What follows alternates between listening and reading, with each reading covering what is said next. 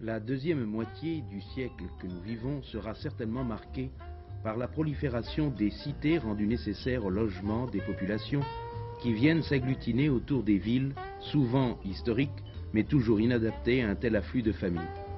Mais de tels ensembles vastes, qui réunissent de nombreux foyers sans d'ailleurs créer de communauté réelle, posent le problème de l'occupation des jeunes.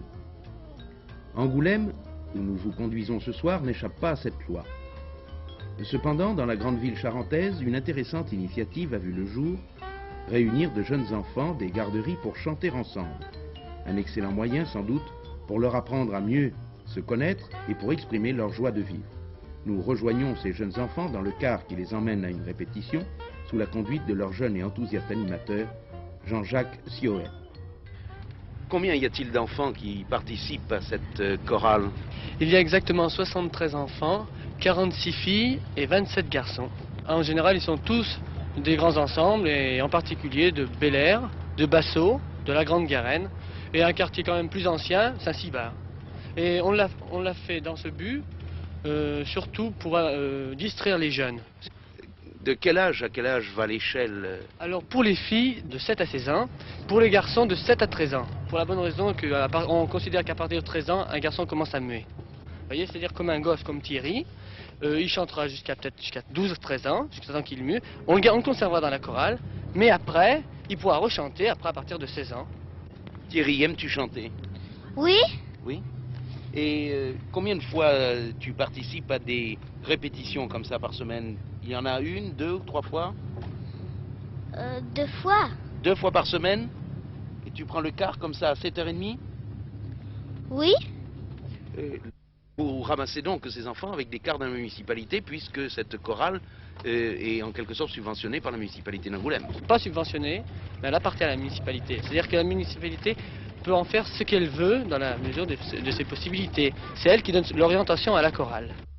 Ainsi, 2 fois par semaine, les enfants des cités de la périphérie d'Angoulême se retrouvent à une répétition dirigée par Jean-Jacques Sioët et accompagnée par Madame Danière. Alors, je vous précise, pour les garçons, vous faites Belle nuit, sainte nuit, les filles tous en dehors, plus de bruit. Alors, après, vous renouvelez ça à chaque vous comprenez? Bon, alors la note, s'il vous plaît.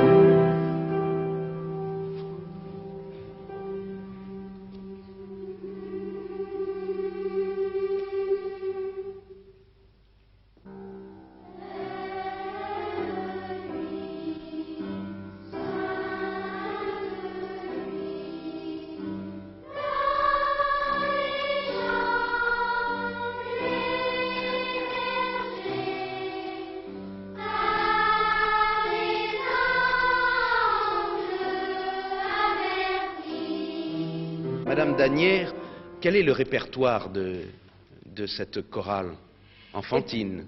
Eh bien, nous voulons faire un répertoire moderne, mais de folklore d'une part, mais nous mettrons du Schubert, nous mettrons du classique et des choses tout à fait modernes, puisque nous avons déjà travaillé du Bécaud, nous avons travaillé, Monsieur le maire a eu la gentillesse de nous faire une chanson, ce qui nous fera tout de même une chose moderne.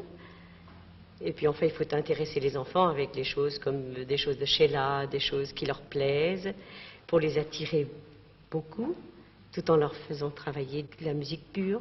Ainsi donc, vous répétez dans les locaux de la mairie d'Angoulême, mais vous participez aussi, je crois, à certaines de ces manifestations. Oui, nous avons en effet participé aux manifestations officielles organisées par la ville d'Angoulême, en particulier le jumelage avec Victoria et Angoulême, le 23 novembre, si je me souviens bien.